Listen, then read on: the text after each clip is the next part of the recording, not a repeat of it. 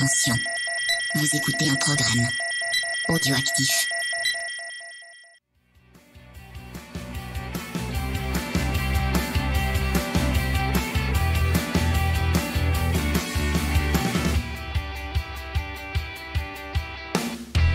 Salut à tous, on se retrouve pour le numéro 35 de C'est qui en pôle. On va parler évidemment du Grand Prix d'Autriche qui s'est tenu au Red Bull Ring, mais évidemment, numéro un petit peu spécial puisqu'on est chez Pierre. Comment ça va, Pierre ? Bah écoute, ça va, content de t'accueillir chez moi. Ouais, c'est cool, ça change de faire en ligne. Je crois que c'est le premier qu'on fait tous les deux comme ça, ouais. En face à face, donc c'est toujours sympa de faire. Ça change un petit peu de discuter avec Skype. Ouais, et puis de discuter la nuit et tout, là il fait encore jour et tout. Là il fait beau, on boit un petit café, tranquille.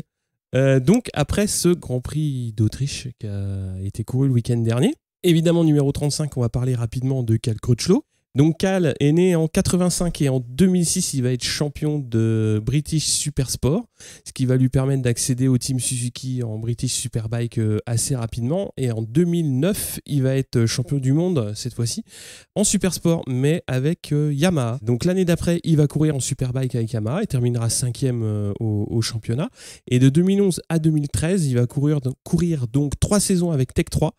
Et l'année d'après, il va partir chez Ducati, cette fois-ci en tant que pilote officiel. Et depuis 2015, il court chez LCR avec une Honda Satellite, mais qui est quand même très proche des specs Factory.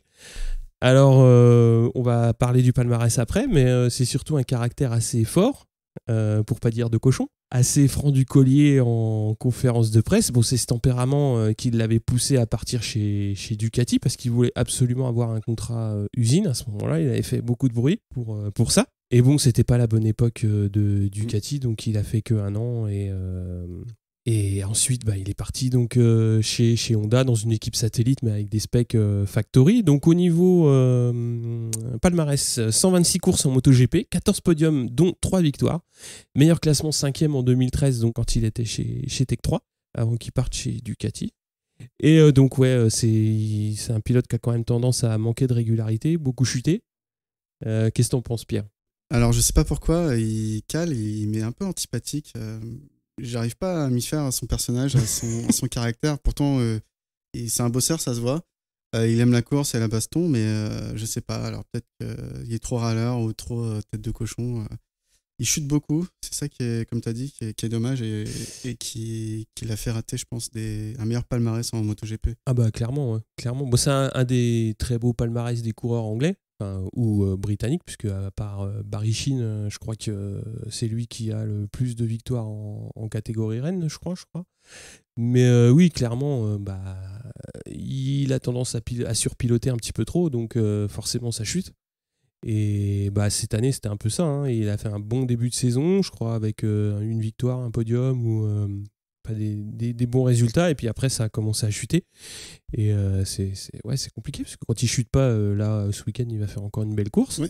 Bien placé, mais tendance un petit peu à trop chuter, qualifié de pilote généreux. Ouais, voilà, de généreux. Je pense que cette année il est parti pour terminer premier dans pilote indépendant. En tout cas là il Au a moins se battre pour la gagne. Le classement entre Petrucci et Zarco, ça va se jouer. Ouais. Après, lui, il rêve d'une moto d'usine. Hein. Je pense ça s'est pas trop su, mais j'imagine qu'il s'est beaucoup battu pour entrer dans le team Honda officiel. Quand il y avait une Pedrosa annoncer sa retraite, non ? Je sais pas trop, mais c'est vrai qu'on l'a pas trop entendu à ce moment-là. Alors peut-être qu'il s'est battu en coulisses pour essayer d'avoir le guidon, mais c'est vrai que on l'a beaucoup plus entendu quand il est parti chez Ducati, parce qu'il voulait absolument avoir une Yamaha Factory. Mais à cette époque-là, de toute façon, c'était bouché par les deux pilotes usines. Donc, oui. Il a fait quand même donc 5e au championnat avec une satellite. Donc, c'est quand même un très bon résultat. Mais bon, après c'est comme ça. Mais il est quand même bien loti au niveau matériel par Honda. Là, il a quand même une Honda qui est quand même très proche que ce que peut avoir Marquez et Pedrosa. Il a quand même pas une moto comme ce que peut avoir un Lutti ou un Morbidelli, quoi. Ouais. Je pense qu'il a une gamme. Ouais. Et puis je pense que les Anglais ils aiment bien la course moto en général, et il faut un Anglais en catégorie Rennes. C'était lui qui a été soutenu, je pense, depuis le début. entre autres. Ouais. Plus que, enfin, il a trouvé peut-être le bon sponsor, contrairement à d'autres de ses compatriotes qui arrivent en catégorie et qui repartent quasiment aussitôt, on l'a vu. Ouais, c'était dur. Enfin, au niveau des Anglais, il y a évidemment Reading qui est toujours, mais ça a été compliqué. Chez Ducati, là c'est compliqué chez Aprilia. Il y a eu Sam Lowe aussi. Plus tard. Sam Lowe, c'est encore pire puisqu'il a fait que un an sur un contrat de 2. Ouais, ils aimeraient bien avoir plus d'anglais, mais bon. Faut travailler plus fort. Ouais. On va parler donc du Grand Prix. Pour commencer, les petites news Moto 3. Donc il y aurait Martin qui s'était fracturé le poignet et qui va passer la visite médicale et qui va avoir le droit de courir donc du vendredi au dimanche. Donc gros warrior. Ouais. En Moto 2, on a Tech 3 qui a fait une annonce. L'année prochaine, avec une moto sur châssis KTM, ce sera Philippe Hottel et Marco Bezzecchi, donc, qui sont respectivement 5e et 2e en Moto 3 avant la course d'Autriche. Donc plutôt des bons pilotes. Donc ces deux pilotes rejoignent Tech 3 en Moto 2. Moi, je pense que ça va être un team compétitif. Ouais, clairement. Ils vont retaper le haut du panier, la Tech 3. Par contre, ils vont se séparer du coup de Bo Benschneider et Rémi Gardner. Heutel, je le suis un peu moins, mais c'est vrai qu'il a quand même un classement général qui est loin d'être négligeable. 5e, c'est bien, compte tenu surtout quoi là, il y a Martin, Canet, Bezzecchi qui sont devant. J'ai perdu le 4e, mais non, Bezzecchi c'est une très très bonne pioche puisque c'est un pilote qui est compétitif. Ouais. Puis je crois qu'il est assez jeune en catégorie Moto 3 et il est bon. Ouais. Donc faut le prendre pour la Moto 2, ça semble assez évident. Alors pour les petites news MotoGP, on a Randy Depugnet, donc ça a été annoncé dimanche qu'il va terminer le programme d'essai pour KTM cette saison suite à la convalescence de Mika Kallio. On a Tom Luthi qui va repasser en Moto 2 l'an prochain chez Intact avec Marcel Schroeter. Et on a eu une confirmation donc, de Lynn Jarvis dimanche. Donc ce sera bien Franco Morbidelli et Fabio Quartararo qui seront au guidon des Yamaha Satellites l'an prochain. Donc l'annonce officielle sera faite à Silverstone a priori. La dernière petite news, ça concerne Bautista qui se retrouvera sans guidon l'année prochaine en GP. Et il a annoncé qu'il avait des pistes en Moto 2 et en World Superbike. Mais évidemment, les redescentes récentes de Barbera et Hernandez...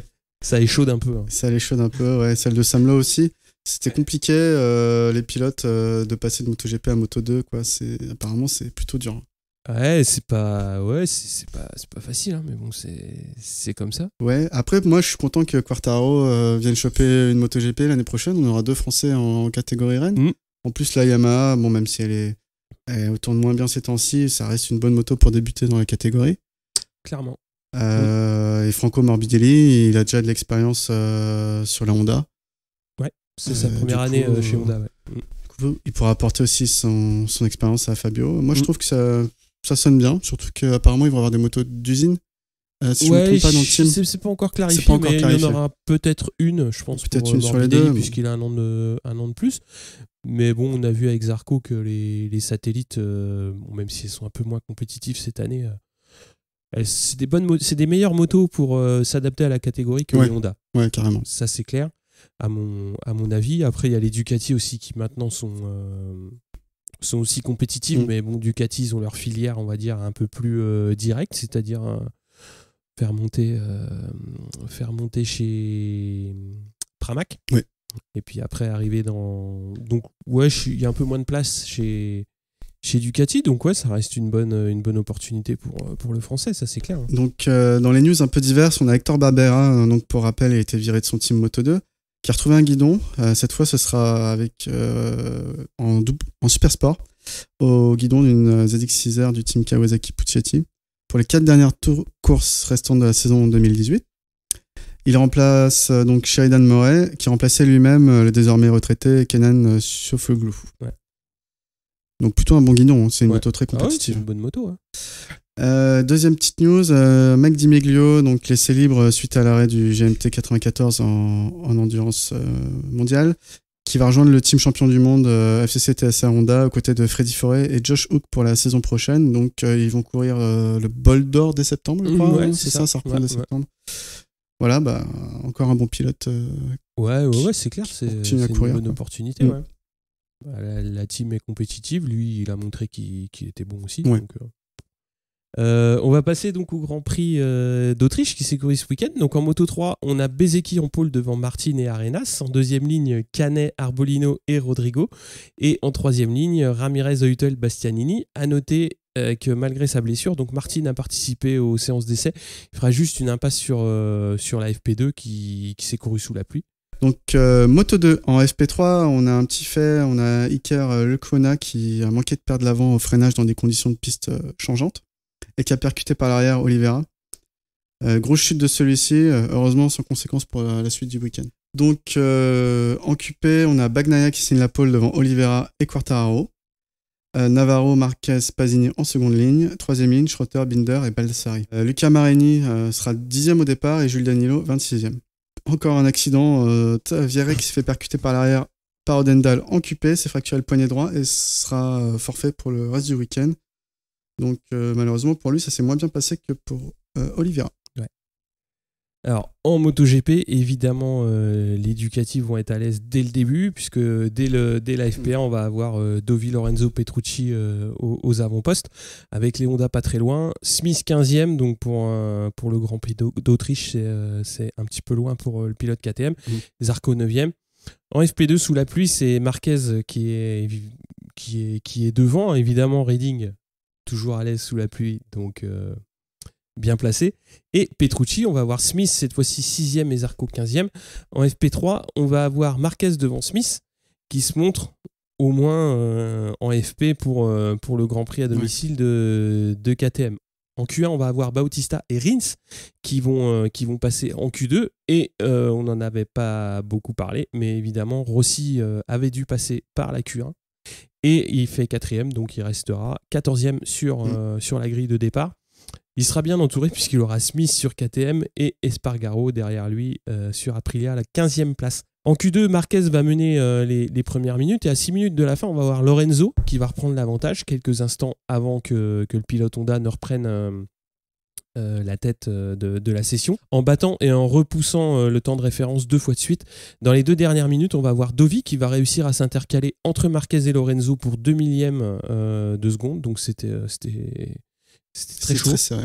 Ouais, c'est une belle séance de qualif et ça bougera plus pour la première ligne. Donc on va avoir ensuite Petrucci, Crutchlow et Zarco en deuxième ligne, Rabat, Iannone, Pedrosa en troisième ligne, Viñales 11. Et fait assez singulier, après les qualifs, on a le débrief des pilotes chez Yamaha et on a un invité mystère. Donc on a Kujitsuya qui va venir expliquer aux journalistes les difficultés techniques rencontrées par les pilotes officiels et surtout s'excuser auprès d'eux de la pauvreté des performances de la moto. Donc on en reparlera après les courses en débrief, surtout pour essayer de comprendre un petit peu tout ça. On passe aux courses ou il y a quelque chose à rajouter? Juste petite remarque, c'est assez surréaliste que le gars débarque en conférence de presse pour s'excuser publiquement devant ses pilotes. Je pense qu'en général ça doit se faire plutôt au sein du box, quoi. C'est mon avis. Ouais, bah c'est à la limite on va en parler maintenant. Ouais, c'est comment dire. Moi, quand j'ai vu la vidéo sur le site MotoGP, quand tu vois le mec qui déboule et qui dit bah oui, on a des problèmes ceci, des problèmes cela. Alors ça peut c'est expliqué par pas mal comme étant un petit peu la culture des entreprises japonaises. Ok, peut-être, mais moi je comprends pas. Quand t'as des problèmes, soit t'as déjà 2 pilotes qui vont faire des confs de presse, t'as en plus un team manager qui peut parfois prendre la parole. Là, tu te retrouves avec le chef de projet de la Yamaha M1 qui vient avec les pilotes pour expliquer et s'excuser auprès d'eux. Je pense qu'il y a autre chose à faire au niveau com que ça. Ouais, parce que, c'est clairement un aveu d'échec. Mais l'aveu d'échec, on le voit tous. Et je pense que c'est pas la peine de perdre... parce que moi, j'estime que c'est une perte de temps. Parce qu'une conférence de presse, quand t'es chef de projet, ça se prépare. Tu choisis tes mots. T'en discutes avec la com, t'en discutes avec tes équipes. Donc je pense que effectivement les mots étaient choisis, étaient calculés. Pour ça, faut les préparer. Et je pense qu'il y a mieux à faire pour un chef de projet que de chercher des mots pour aller expliquer ce qui se passe. Il a des pilotes pour ça, il a des chargés de com pour ça, il a un team manager. Moi, clairement, je pense que son boulot, c'est pas de faire ça. Ouais, non, je suis d'accord avec toi. En plus, c'est faire une conférence de presse, il a dû penser à ça, que à ça ces derniers jours, au lieu de se concentrer sur la moto. Après, je sais pas s'ils attendent des pièces de la part de l'usine ou je sais pas. Mais autant tu vois souvent sur le site MotoGP des nouvelles, des bras aussi en carbone pour la Honda ou des modifications des ailerons de la Ducati. Autant c'est vrai que chez Yamaha, t'as pas trop des nouveautés qui arrivent. Après, moi, le seul intérêt que j'ai trouvé à son intervention, c'est quand il a expliqué un petit peu quelles pistes ils allaient tester dans les prochaines semaines pour essayer d'améliorer la moto. Donc ça, effectivement, c'est intéressant. Ça prouve qu'ils vont travailler là-dessus. Mais je pense pas que ce soit nécessaire que ce soit lui de le faire. Oui, bien sûr. Ok, peut-être qu'un gars comme Vignales n'a pas envie de le faire parce que lui, dès que tu vas lui tendre un micro, il va être chonchon et il va pas vouloir expliquer ce qui est des problèmes qui sont entre guillemets pas les siens parce que c'est des problèmes de moto, d'accord, mais je pense que ouais, s'ils veulent faire ce genre de mise au point, faut les faire un petit peu différemment, mais après chacun son point de vue, hein. Ouais. Mais bon, après moi ce qui m'épate aussi dans l'affaire, c'est que tout le monde savait que la Yamaha serait pas au rendez-vous ce week-end. Rossi dès le jeudi il a dit on va souffrir. Tout le monde l'attendait, tout le monde le savait. C'est mettre la tête dans les épaules et faire la tortue. Mais au bout d'un moment, faut le faire. Et c'est pas nouveau. Si encore c'était le 2e ou 3e Grand Prix uniquement que ça dérive, mais ça fait 1 an et demi que c'est comme ça. Oui, bien sûr. Pourquoi là, pourquoi maintenant et pourquoi pour dire ça ?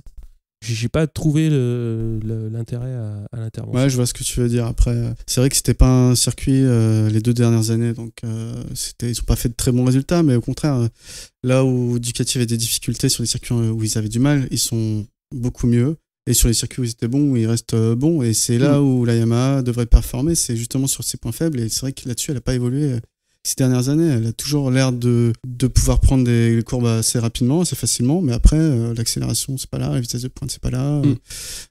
C'est compliqué. Ouais, c'est compliqué. L'usure des pneus aussi. Ouais, l'usure des pneus. Ouais, enfin, l'utilisation optimale des pneus. Ouais. Sans parler, pour reprendre un petit peu les mots.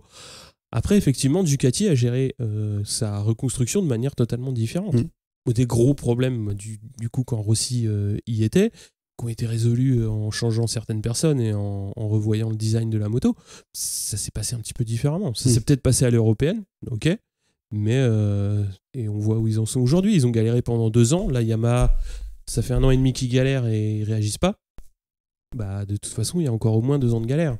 Ah, t'es dur. Bah, moi, je vois pas comment ça peut être différent quand tu vois que déjà là, au niveau des derniers essais, Honda est arrivé avec une nouvelle moto. Yamaha, ils sont toujours en train d'essayer d'améliorer la 2018 qui est loupée.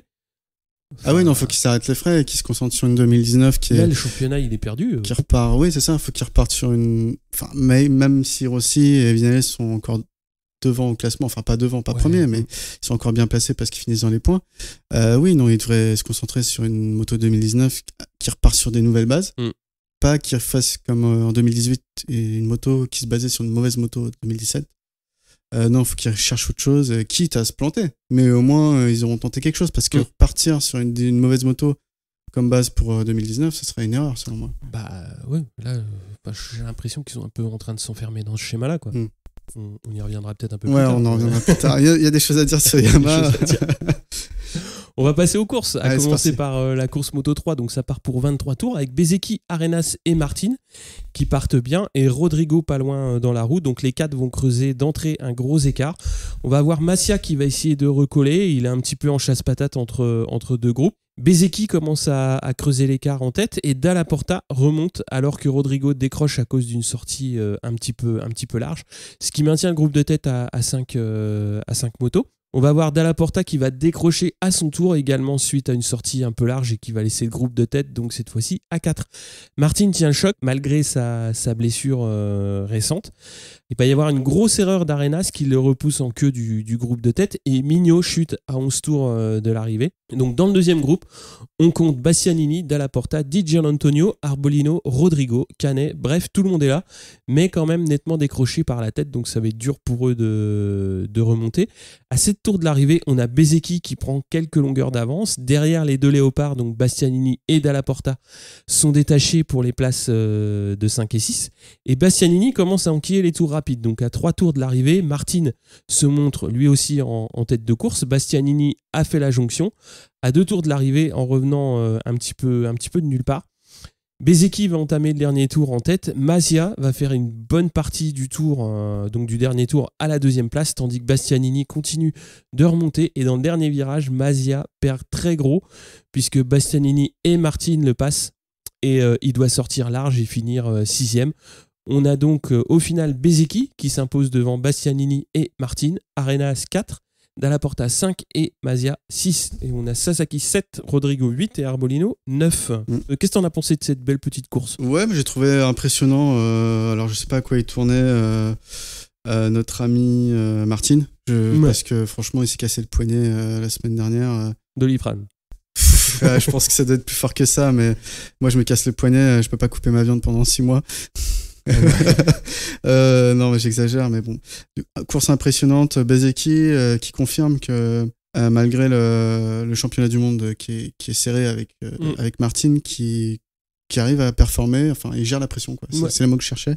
Il gère très bien la pression. Et par contre, Bastianini m'a surpris parce qu'en plus, pour moi, il n'a pas été énormément filmé pendant sa remontée. C'est ça. Et du coup, c'est vrai qu'on a l'impression qu'il sort de nulle part. En fait, ça faisait plusieurs tours qui faisaient des très bons tours et qui roulaient plus vite que ceux de devant. Et c'est bien pour lui qu'il puisse faire un résultat parce que c'est un très bon pilote et qui est un peu moins présent ces derniers temps devant. Donc, beau podium, belle course. Et puis Masia, bon, bah, il se rate, c'est comme ça. Ça sera pour une prochaine. Hein. On verra qu'il y a d'autres courses dans lesquelles il y a des ratés. C'est vrai que c'est pas faux. Tu vois de qui je parle. Ouais. On passe à la course Moto 2 ? Ouais. Donc en course Moto 2, Bagnaia part mais se rate un peu. Du coup, c'est Oliveira qui prend la tête de la course au premier virage. Et derrière, Quartararo va se faire enfermer à l'intérieur par Bagnaia. Ils vont se toucher et manquer de chuter. Les deux vont sortir de la piste sans chute, par chance. Bagnaia va réussir à bien accrocher la tête de course, mais c'est plus compliqué pour Quartararo qui se retrouve en 21e position à la bagarre avec Danilo. On a donc Oliveira en tête avec un groupe de poursuivants composé de Navarro, Bagnaia, Marquez, Baldassari, Binder, Pasini, Mir et Marini.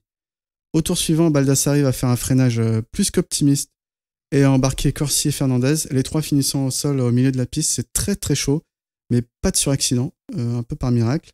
Baldassari va pouvoir repartir. La course est assez stable devant avec Oliveira toujours avec 1 seconde d'avance sur son groupe de poursuivants dans lequel il y a beaucoup de bagarres. On a Rémi Gardner qui va chuter en milieu de peloton et Quartararo par contre est remonté 13e. Bagnaia va passer Navarro pour la seconde place et réussir à se détacher du groupe à son tour. Marquez va passer Navarro qui ne tient plus le rythme et craque aussi devant Pasini puis Marini.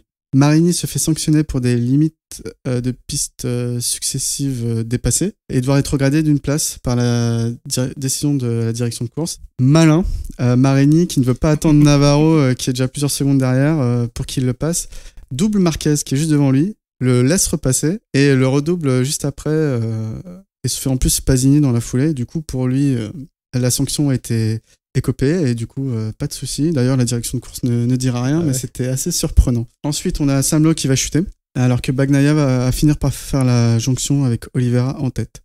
À 5 tours de la fin, Bagnaia passe Oliveira qui le reprend, mais Bagnaia repasse et Oliveira le reprend encore, mais c'était assez impressionnant cette passe d'armes. On a Marquez qui va passer Pasini pour la 4e place. Bagnaia prend son mal en patience et à 2 tours de la fin repasse Oliveira, mais même scénario que précédemment. Oliveira reprend son dû après une belle bagarre. Marquez passe Marini pour la 3e place dans le dernier tour. Bagnaia n'a pas renoncé et passe Oliveira dans les derniers virages, l'obligeant à écarter et à sortir de la piste. Bagnaia prend donc la victoire, suivi par Oliveira. Derrière, Marquez sous la pression de Marini et Pasini élargit dans le dernier virage sur le vibreur et chute. Donc c'est Marini qui prend la 3e place. Donc Bagnaia gagne la course devant Oliveira, Marini, Pasini, Navarro et Binder 6e. Quartararo finira 9e après une vraie belle remontée, Danilo 20e. Voilà, je sais pas si t'as vu la course, qu'est-ce que... Ouais, j'ai vu la course, c'était une super course. Ouais, super. Moi j'ai trouvé... c'était un peu mou sur le milieu, mais bon... les 2 derniers tours, enfin... Comme ce que tu as dit, à partir du moment où ça a commencé à se taxer devant entre KTM et Ouais. Calex, c'est devenu une course super intéressante et c'était agréable à suivre. Après, toujours un petit peu la même chose, c'est-à-dire que bah voilà, Marquez bien placé chute. Là, ce coup-là, en plus dans le dernier virage, donc Ouais. dommage, mais bon, j'ai un peu l'impression que de toute façon maintenant ça va être habituel. Ce qu'il y a de bien, c'est la remontée de Quartararo. C'est pareil, on l'a pas trop vu et il finit. Bah, c'est dommage parce qu'il était bien placé. Bah ouais. Et bah, ce petit loupé premier virage, bon bah voilà. Après, c'est bien parce qu'il s'est pas démobilisé et comme tu as dit, il se retrouve 21ème. Il a mis le couteau entre les dents, il a roulé à son rythme. Il remonte dans le top 10, donc c'est bien. Ouais, carrément. Clairement, c'est bien. Bah après, je pense que c'est le métier qui rentre. Je pense qu'il a pas forcément l'habitude de démarrer en Moto 2 devant.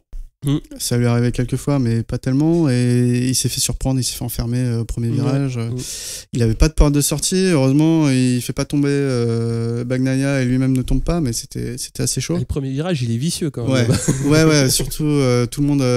Il n'y a pas d'électronique en Moto 2, tout le monde met le gaz à fond et après ses freins à fond, donc c'est un peu particulier. Belle course de Bagnaia, puis par rapport à Marquez, comme tu as dit, c'est compliqué. Je sais pas pourquoi il se met Enfin, il y avait Marini qui le pousse au cul, mais je préfère finir 4ème dans le dernier virage que d'être 3ème, d'élargir et de chuter, quoi. Bah ouais, mais bon, après c'est... Mais il va falloir qu'il s'endurcisse, le garçon.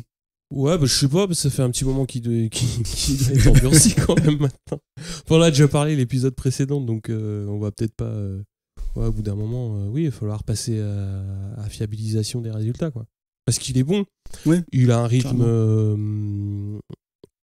en course qui est quand même intéressant. Il a de quoi faire des résultats. Il a une place au général qui est qui est beaucoup plus reluisante que ce qu'on voit en fait, parce qu'on le voit beaucoup chuter. Ouais. Quand il chute pas, il fait des bons résultats. Donc faut juste qu'il apprenne à assurer un petit peu les trucs, les coups, quoi. Et là, c'est un peu dommage parce que il perd encore des gros points. Ouais, carrément. Après, ça va devenir compliqué, quoi. L'année prochaine, il n'y aura pas Bagnaia, il n'y aura pas Oliveira, il n'y aura pas Quartararo. Mais les Martin Bezecchi, ils seront là. C'est vrai. Ils vont faire mal aussi. Hein. Il y a toujours Lutti qui redescend. Lutti qui redescend. Bon, ça peut être intéressant. Ouais, de toute façon, ce sera intéressant. Je pense que l'année prochaine, ce sera pas forcément sa dernière année, mais c'est l'année où il doit prouver qu'il mérite sa place en Moto 2. Après. Sa place en Moto 2, il l'a, puisqu'il est quand même dans le top 5 du championnat régulièrement sur les années précédentes, donc il a sa place dans le championnat. Mais justement, il faut qu'il prouve qu'il peut monter. Oui, mais la Moto 2, pour moi, c'est une catégorie de transition. C'est pas une catégorie qui est faite pour durer. Faut pas stagner en Moto 2. Si tu stagnes en Moto 2, c'est foutu. C'est malheureux à dire, mais... c'est sûr, non, mais carrément. Mais je crois qu'il y a des vieux de la vieille en Moto 2, non mais comme Lutti, il a passé un bout de temps en Moto 2 avant de monter. Hein. Dominique Agarter. Egerter aussi. Il est né en Moto 2. Ouais, c'est exactement ça. Bon, on va parler de la course MotoGP. Donc, Dovi qui part très bien devant Marquez et Lorenzo, suivi de Crutchlow et Rins. Alors, Lorenzo va prendre les commandes assez vite dans la course, mais Marquez va de toute façon vite aussi reprendre les devants avec les deux Ducati, Lorenzo et Dovizioso, donc qui sont 2e et 3e. On va voir Rossi qui est réussi quand même à un départ honnête puisqu'il se replace assez vite dans le top 10. Vignales par contre 16e. On est à 25 tours de l'arrivée et le trio de tête se détache quand même très très nettement, assez rapidement. Donc il y a une grosse différence de rythme entre Marquez et les deux Ducati usine et le reste du peloton. On va voir LH Espargaro aussi qui fait un très bon début de course puisqu'il est 8e entre Rabat et Rossi. En tête, ça court au train et Marquez se détache légèrement. Dovi talonne Lorenzo, mais ne parvient pas à dépasser. On en reparlera peut-être un petit peu après, puisque Dovizioso en a parlé en débrief d'après-course. À 19 tours de l'arrivée, alors le trou est fait, car on a Crutchlow qui est 4e, donc à 4 secondes. Donc là, clairement, ça va être très très compliqué pour les poursuivants de revenir. Et Marquez a pris une seconde sur les deux Ducati. Donc Siméon chute à ce moment-là. Et à 12 tours de l'arrivée, l'écart commence à se réduire en tête avec les Ducati qui reprennent, j'ai noté un 10e, mais ils reprennent beaucoup plus au tour. Oui. Et ils vont revenir à une demi-seconde de Marquez. Donc c'est clair qu'il va y avoir jonction avant la fin. Et qui dit jonction dit baston. Derrière, pas de changement puisqu'on a Crutchlow, Petrucci et Rins qui sont bien loin, mais qui font leur course au train aussi.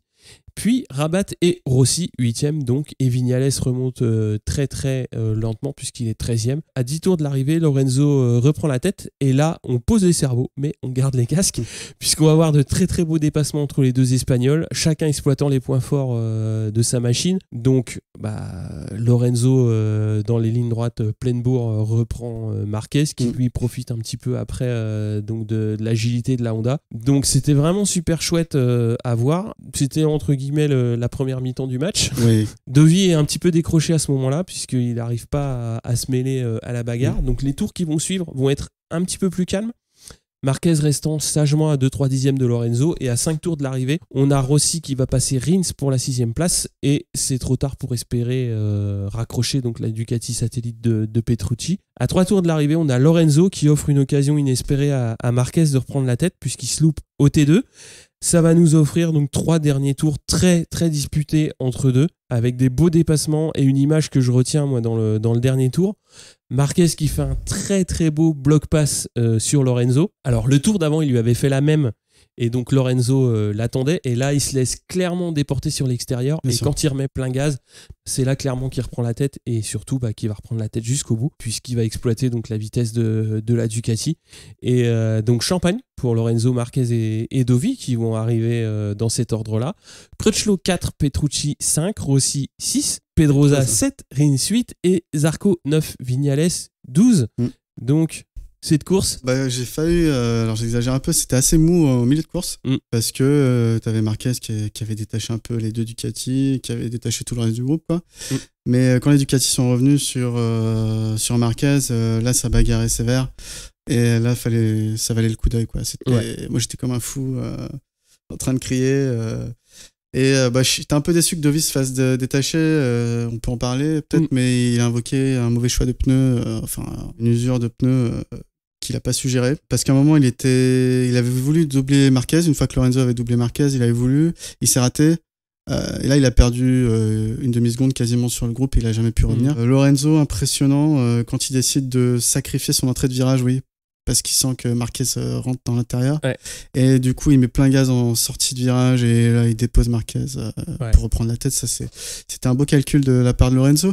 On n'a pas souvent l'occasion de voir Lorenzo aimer la bagarre comme ça. Enfin, moi, c'était pas un pilote que j'avais cette impression. Ouais, c'est pas un pilote on en avait déjà parlé, mais effectivement, c'est pas un pilote qu'on voit souvent à la baston. Et là, comme tu l'as dit, c'est une très belle gestion du bloc pass parce que Marquez lui a fait exactement le même le tour d'avant et là il a dit ok, de toute façon tu vas me passer là donc je te laisse l'inter. Mais par contre il remet plein gaz beaucoup plus tôt donc forcément il récupère.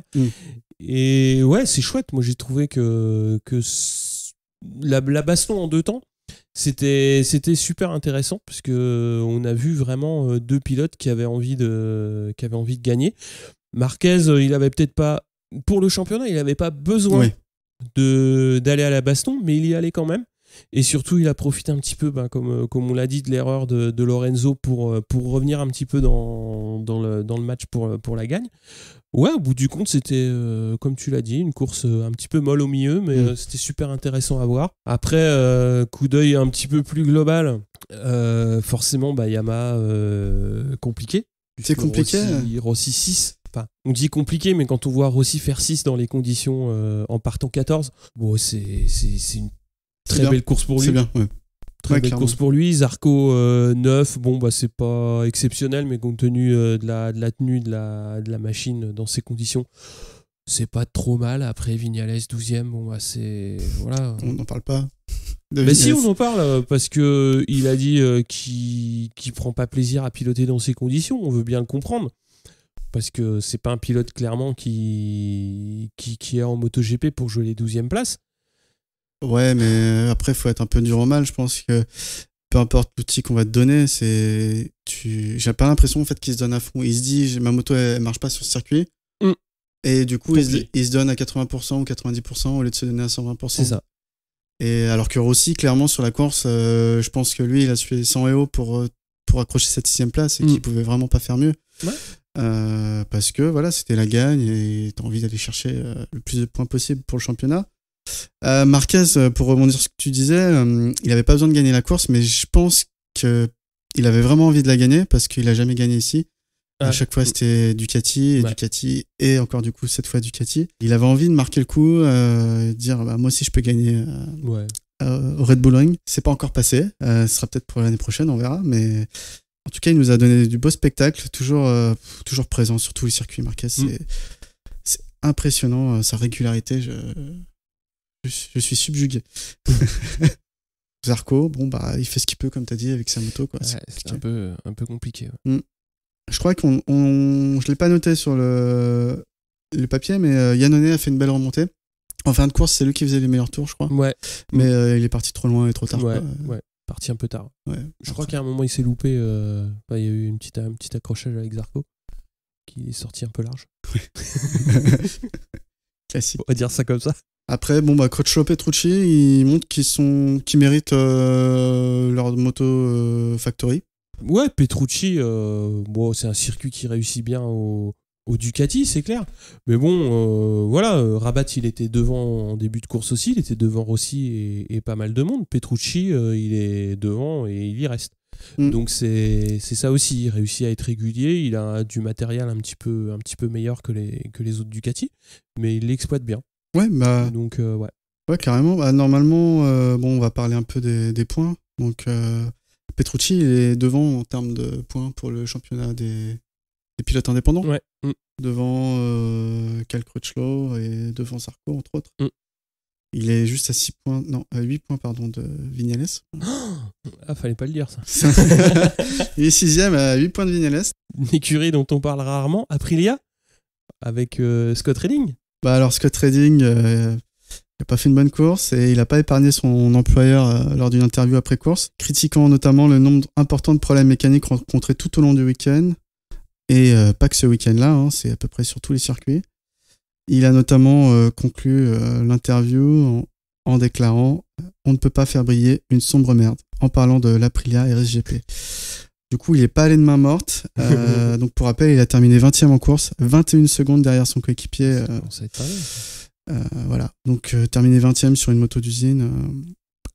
Ouais, mais Aprilia, c'est compliqué. Il la joue franc. Devant les médias, mais il aurait peut-être pas dû.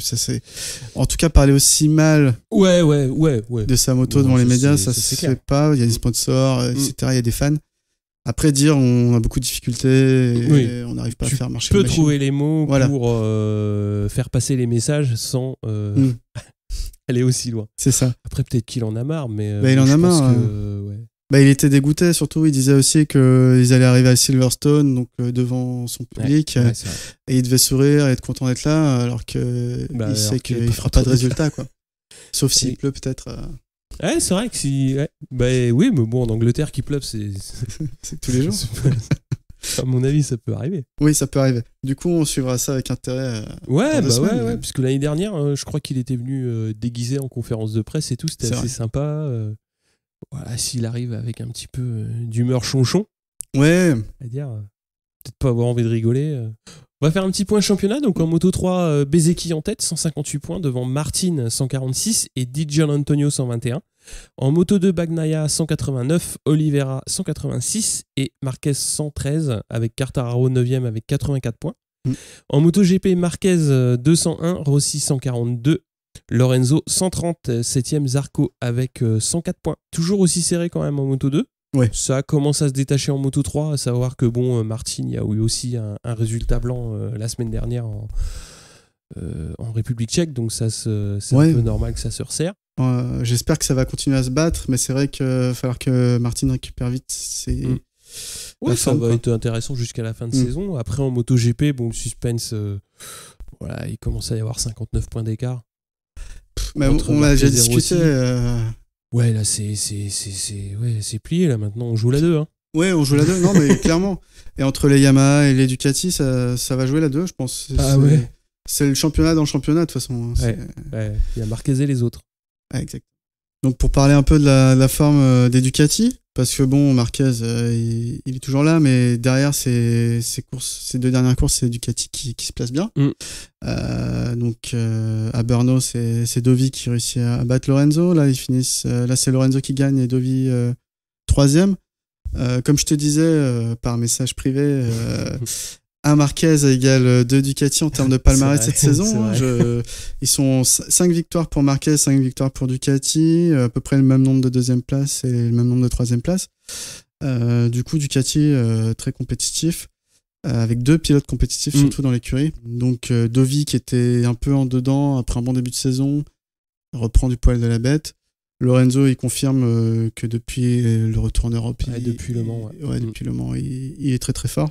Du coup, c'est un peu dommage parce que pour le championnat du monde, ils se volent des points l'un l'autre, entre guillemets. Après, moi, ça fait plaisir de voir une équipe aussi compétitive et avec le recul, encore une fois, on va le dire, mais Lorenzo aurait dû continuer chez Ducati pour l'année prochaine, quoi. Mais le mercato fait que voilà, il s'en va. Du coup, même si Petrucci connaît la machine, Petrucci pour moi n'est pas un pilote du niveau de Lorenzo. J'espère que Dovi va pouvoir continuer ses performances avec la machine et finir devant Lorenzo au championnat du monde, parce que j'aurais un peu moins de regrets. J'aurais un peu moins de regrets de voir Lorenzo partir.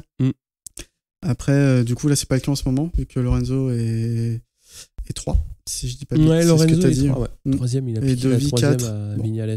Ils ont un point d'écart, Lorenzo et Dovi. Mais à voir. Je crois que Silverstone, c'est compliqué pour les Ducati. Ouais, c'est un circuit qui est plus Honda Yamaha. Ouais, surtout s'il pleut, comme on dit. S'il pleut, mine de rien, les Ducati sous la pluie, elles ont toujours été pas trop mal. Hein. Non, mais pour revenir à Ducati, oui, c'est un peu dommage qu'il y ait eu un début de saison déjà un peu en demi-teinte pour Dovi. Il est parti fort, mais il y a eu un petit creux. Ouais. Après, je sais pas à quoi c'est dû, mais ça l'a tout de suite mis un petit peu en retrait par rapport à Marquez. Il a chuté. Hein. Et puis Lorenzo, il fait la saison qu'on lui connaît, c'est-à-dire un début de saison à l'image de sa saison dernière. Et puis là, il marque énormément de points sur ses derniers Grands Prix, toujours bien placé. Là, il arrive quand même à 3 victoires cette saison. 3 victoires en 6 courses. Ouais, donc clairement, ça y est, il a trouvé les clés. Manque de bol. L'année prochaine, il change de maison, mais c'est la vie qui veut ça. Après, je pense que lui, il a à cœur de prouver, même si pour aller chercher le titre, ça va être très très compliqué, même s'il réussit à être 2e au championnat du monde. Mais là, vu qu'il est à 12 points derrière Rossi, c'est clairement jouable, compte tenu de sa forme actuelle et compte tenu de la forme de la Yamaha. Et s'il arrive à ça, quoi qu'on en dise, ça sera quand même une réussite sur cette 2e saison. Oui, sachant qu'il aura été compétitif, allez, on va dire 14 ou 15 courses sur 19. À la base, il arrive chez Ducati avec un contrat de 2 ans payé très cher pour être champion du monde sur Ducati. Et là, il prouve qu'il fait une bonne fin de 2e saison, entre guillemets. Enfin, on n'est pas encore à la fin, mais voilà, tu m'as compris. Voilà, donc je pense que, comme tu dis, il a à cœur de prouver qu'il méritait, entre guillemets, son salaire, son statut de double champion du monde. Et c'est comme ça qu'il est arrivé chez Ducati. Je pense pas que ce soit tardivement, parce que je pense que la Ducati correspondait pas forcément à son style. Et même s'ils ont peut-être un peu tergiversé, alors je sais pas si c'est Lorenzo ou Ducati, pour trouver les bons réglages ensemble, je pense pas que ce soit tardivement. Pour moi, une saison, un quart, on va dire, de difficulté, c'est pas énorme. Ça n'aurait pas dû être rédhibitoire. Voilà. Parce que clairement, à ce niveau-là, ça joue vraiment à des petites choses, quoi. Et du coup, le voir partir, entre guillemets, alors qu'il commence à faire des résultats, je pense que c'est difficile à comprendre pour quelqu'un. Pour ceux qui suivent. Pour ceux qui suivent, quoi. Ouais, c'est clair. Bon, après, il a trouvé un bon guidon chez Honda. Je pense qu'il va encore avoir une période d'adaptation, a priori.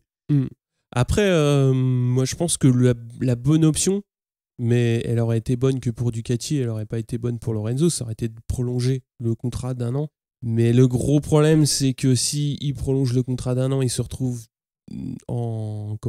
désynchronisé par rapport aux gros guidons. C'est-à-dire que les gros guidons, maintenant, ça va jouer sur les années... C'est sur Ça les joue paires. en impair-pair, Ouais. c'est-à-dire le contrat il est signé pour 2 ans, 2019-2020 par exemple.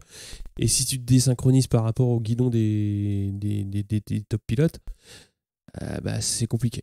C'est-à-dire que Ouais. toi tu vas être libre quand il n'y aura pas de moto et quand les motos seront libres. Bon voilà, c'est un peu, ça aurait été peut-être une bonne solution pour Ducati, une moins bonne pour Lorenzo. Bon après je sais pas, là c'est compter un peu les œufs dans le cul de la poule, mais Ouais. mais c'est dommage parce que il y aura, enfin moi en tant que, je suis pas hyper fan ni du pilote ni de la marque, mais ça laissera quand même un goût d'inachevé dans le sens Je où pense. il avait clairement le potentiel pour être champion du monde sur la Ducati et du fait que c'est arrivé un tout petit peu trop tard dans la 2e saison, mais il n'y a pas eu de prolongation et il s'est passé ce qui s'est passé. Après, Dovi reste là. Et en parlant de contrat, c'est vrai que c'est souvent des contrats de 2 ans, mais par exemple, Petrucci qui arrive chez Ducati l'année prochaine en team officiel, il a signé un contrat d'1 an seulement. C'est un peu genre, on va voir ce que tu es on va capable voir de ce donner. que tu quoi. vaux et après le problème, ça revient un petit peu ce qu'on disait sur le contrat de Lorenzo, c'est-à-dire que si tu signes un pilote dans ta top team d'1 an, soit tu as déjà entre guillemets un plan B pour remplacer Petrucci. Bon, là on voit un peu loin.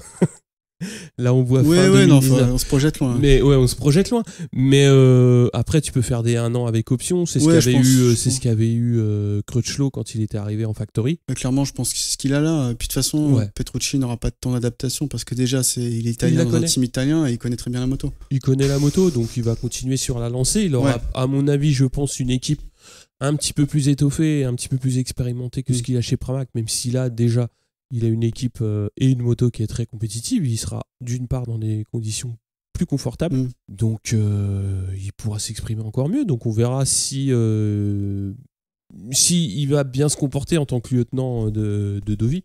Oui, parce que ça aussi.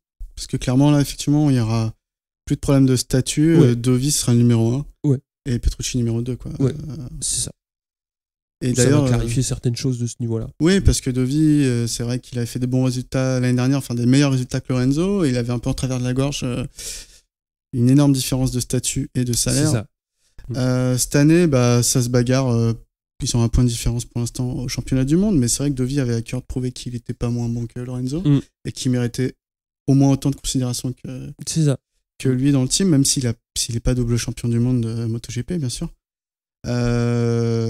Voilà, moi, après Andrea, c'est mon petit préféré. Donc, ouais, Dovi,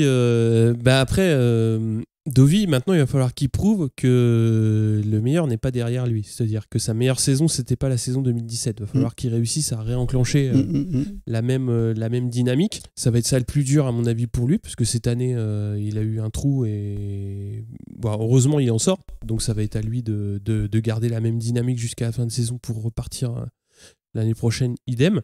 J'en ai déjà parlé. Moi, j'ai peur de Honda l'année prochaine, puisque autant un Lorenzo chez Honda, un petit peu en perte de confiance, ça, je dirais pas que ça aurait amené un petit peu de flottement, mais Marquez aurait été clairement numéro 1. Et ça aurait été un petit peu dans ce schéma-là. Là, si en plus Lorenzo montre sur la fin de saison qu'il est en pleine confiance, je pense que Honda, ils vont tout péter et ça va être assez compliqué l'année prochaine. J'ai un peu peur. C'est sûr, tu vois, sur les 6 derniers championnats du monde, t'as un team qui regroupe les 2 pilotes qui ont les 6 derniers championnats du monde, quoi. Marquez 4 et Lorenzo 2.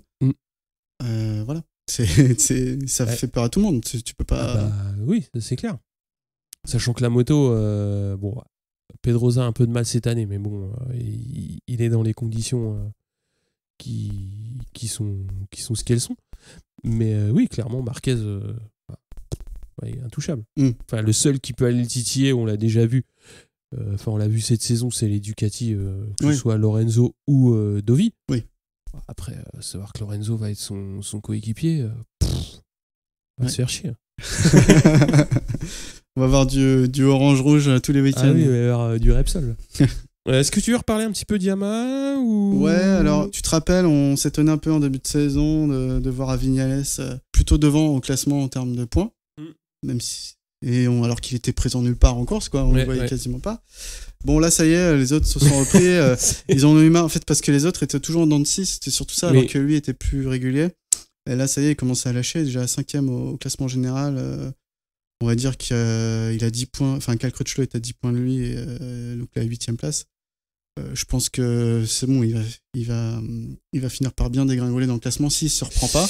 Ouais, il faut se reprendre là. C'est carrément ça, quoi. Parce que là, effectivement, il a toujours fini dans les points, 13 points, 10 points, 11 points. Ah oui, bah après il se passe ce qui est tout à fait compréhensible, c'est pas tout à fait ça, mais Rossi, il a la même moto. J'ai l'impression que Rossi se démobilise moins que Viñales.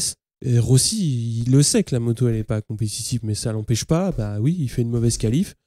Le premier virage en partant 14e de la grille, bah, il a réussi à s'en sortir, contrairement à Viñales le week-end dernier.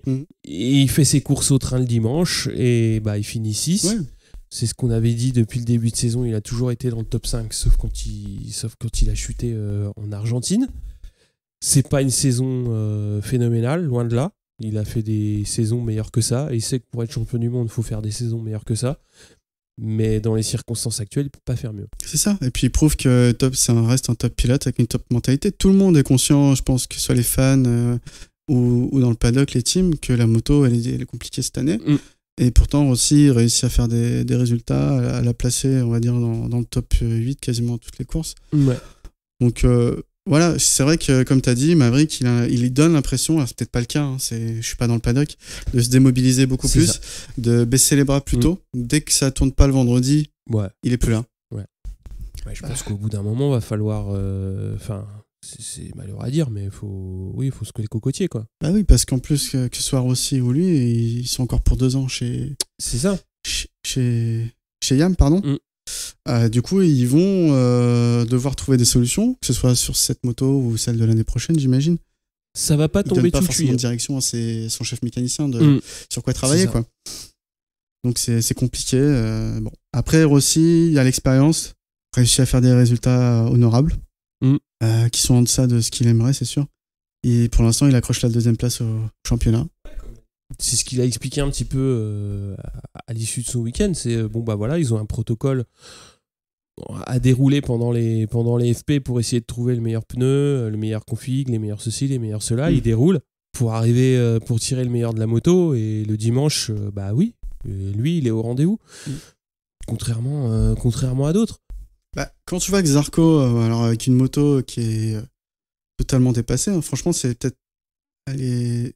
C'est une 2015 avec des morceaux de 2016 dedans et peut-être des morceaux de 2017 dedans. Mais il a des specs moteurs qui sont un petit peu différents. Ouais, donc c'est une hybride, mais si tu regardes, je sais pas s'il y a encore des Ducati 2015 sur le plateau, par exemple. Il me semble. Non. Il me semble pas, je crois que la plus ancienne c'est 2016. C'est des 16, ouais. Du coup, il y a une moto avec des pièces qui ont plus de 3 ans dedans. Il réussit à faire des meilleurs résultats. Donc oui, son team. Alors, c'est un team français, il parle français, mais quand tu regardes Saïrin, il fait des bons résultats aussi. Ouais, pour un rookie qui débarque au mois de février en MotoGP. Franchement, pas mal. Tu te dis, bon, la Yamaha, ça reste une moto correcte, quoi. Du coup, faut plus de mobilisation. Je pense que c'est surtout ça de concentration, et c'est difficile. MotoGP, c'est difficile. Hein. Il y a des pilotes qui roulent bien, des motos qui roulent bien. C'est sûr que ça change un peu peut-être des catégories inférieures ou de quand il était chez Suzuki où il était la tête d'affiche et chez Suzuki il y avait moins d'attente. Oui. Clairement.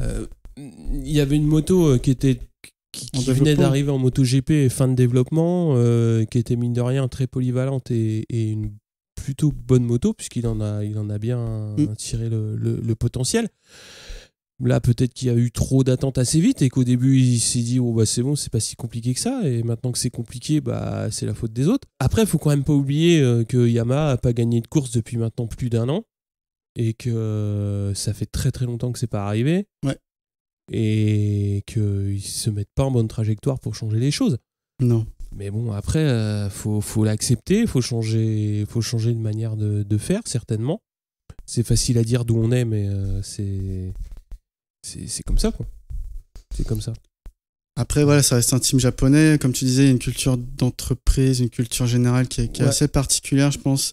Mais Honda, c'est aussi une entreprise japonaise. C'est ça. Et, mais qui gagne. Ils sont plus européanisés, peut-être, dans la direction, le management. Pas spécialement. Il y a quand même beaucoup. Déjà, Oui, c'est très espagnol à la direction, entre guillemets, au management sportif. Mais le côté technique est quand même très, très japonais. Mais bon, tant que ça gagne, t'en fous. C'est un peu ça l'idée. Là, qu'est-ce que tu veux reprocher aux gars? Les gars, ils développent une moto tous les week-ends. Le mec, il la met devant. Il est sur le podium. Le mec, ça fait 4 fois qu'il est champion du monde MotoGP. Il va avoir 25 ans. T'as rien à dire, quoi. Enfin, t'as rien à dire. Ouais, non. Les sponsors sont contents, les fans sont contents. Tu vends des Honda à tour de bras. Le problème, c'est que ça va saouler un petit peu les gens, qu'ils soient toujours devant. Mais ça, c'est un autre problème. Parce que si tu peux pas reprocher au team et aux pilotes d'être compétitifs.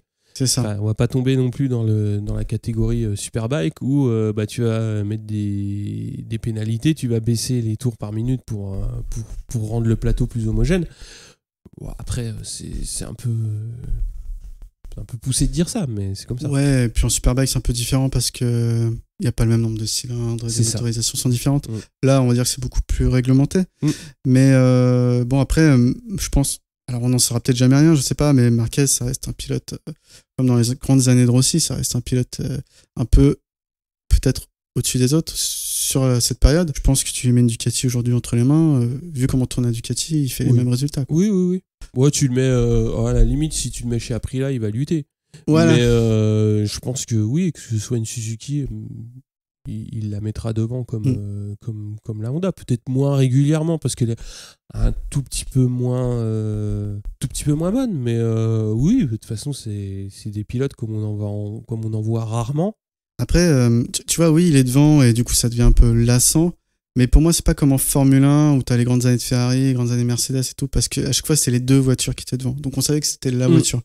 Là, on voit que Pedrosa, il réussit pas. L'année prochaine, Lorenzo, on sait pas ce qu'il peut faire avec la moto. Et derrière, c'est Ducati, et ça se dispute avec des factories et tout. Donc, c'est pas lassant parce qu'on sait qu'il y a une compétition entre les teams et que, bon, alors peut-être qu'il y a la première place, entre guillemets, sur certains circuits comme Austin. Oui. Bon, on sait qui va l'avoir. Mais on sait que derrière, ça va se battre, quoi. Que c'est pas, le championnat n'est pas encore forcément couru d'avance parce qu'en plus, il suffit de plusieurs chutes ou de plusieurs pénalités successives comme en Argentine pour pimenter un peu les choses. Voilà. Après, du coup, pour revenir à Yam, ils sont dans une période, ils sont dans le dur. Après, ça reste un team très professionnel. On pense qu'ils vont s'en sortir, hein, forcément. Peut-être pas, toi tu disais pas avant 2 ans, je te trouve dur, bon on verra. Ouais, moi, à mon avis, pour se relever de là où ils sont, faut 2 ans. Ouais. Ou alors une petite fée clochette avec une baguette magique. Mais ça fait déjà quand même plus d'un an qu'ils sont en grosse galère et que ça va pas dans le bon sens. Donc quand t'arrives déjà pas à inverser la tendance baissière, de là à ramener une amélioration des performances, faut déjà que t'arrives à montrer que tu progresses, quoi. Et là, j'ai l'impression déjà qu'ils ne progressent pas. C'est ça le plus problématique, c'est que t'as le droit d'être en difficulté, mais il faut au moins que tu arrives à inverser la tendance. Mais là, non, la tendance elle s'inverse pas. Et surtout que les succès, les semi-succès d'aujourd'hui, c'est-à-dire notamment le double podium qu'ils ont fait au Grand Prix d'Allemagne, c'est pas dû au développement d'aujourd'hui, quoi. C'est dû au passé. Et c'est ça le problème, c'est que quand tes réussites d'aujourd'hui, elles sont pas liées au fait que tu te progresses, mais parce que tu capitalises sur le passé. Et la capitalisation du passé, c'est important, mais il faut progresser. Et là, ils sont pas dans une courbe de progrès, à mon sens. Après, il y aura des courses où ils seront moins en difficulté, de par le tracé, etc., etc. Là, c'est le pire tracé de la saison pour eux. Donc forcément, c'est là où ils sont. Il y a Sepang qui arrive aussi. Ah, il y a Sepang qui va être compliqué aussi, pour peu qu'il pleuve. D'après ce qui se dit, Yamaha n'a pas réussi le virage de l'électronique unique et il va falloir qu'il débauche des anciens de Magneti Marelli, je pense. Vraiment pour faire un travail là-dessus, parce qu'apparemment, c'est la moto étant pas, l'usure des pneus n'est pas bonne, n'est pas régulière. Et je pense que c'est des petites choses comme ça.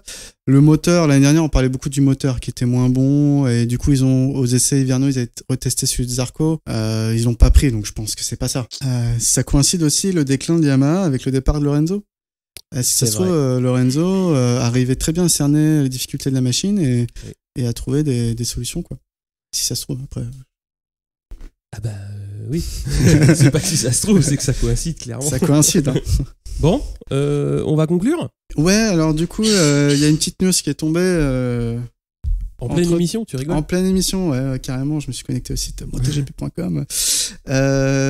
Du coup, KTM n'avait aligné qu'une seule moto pour ce Grand Prix d'Autriche, pardon, parce qu'il y avait qu'une semaine d'écart avec le Grand Prix de République tchèque.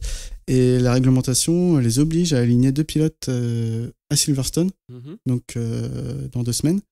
Bon, après, on ne sait pas encore qui va être appelé. Bon, on a parlé en début d'émission de Randy Depunet qui sera pilote d'essai KTM. On sait que Kallio est blessé, donc il ne sera pas disponible. Donc Paul Espargaro ne devrait pas être mis. C'est un peu l'inconnu. On verra. Ouais, ils vont annoncer ça, je pense, entre l'enregistrement et la mise en ligne, comme ça on passera pour des pour des flancs. Donc on va conclure déjà en félicitant donc Valérie C qui va pouvoir crâner avec des beaux goodies puisque c'est lui qui les a gagnés. Alors ils sont pas encore partis, ils vont partir bientôt. Que dire de plus ? Bah on se retrouve dans 2 semaines. Ouais. On sera quasiment à la rentrée scolaire. On sera bientôt au septembre, bientôt la pluie, bientôt l'automne. Donc faut profiter de l'été. C'est fin septembre, hein. C'est fin septembre l'automne. Ouais, mais on sera en Angleterre. Ouais. Voilà, bon, sur ce, merci à tous de nous avoir écoutés. Ouais. Merci Pierre de m'avoir accueilli. Bah c'est normal, hein. C'est bien cool. Ouais, bah la prochaine fois c'est chez toi. Bah ouais. Alors oui, j'ai une véranda studio avec Charles Ingalls à côté. Je vous envoie au dernier IRL qu'on avait fait. Je crois que c'était pour la République tchèque l'année dernière. Bon. Allez. Ciao. Salut tout le monde.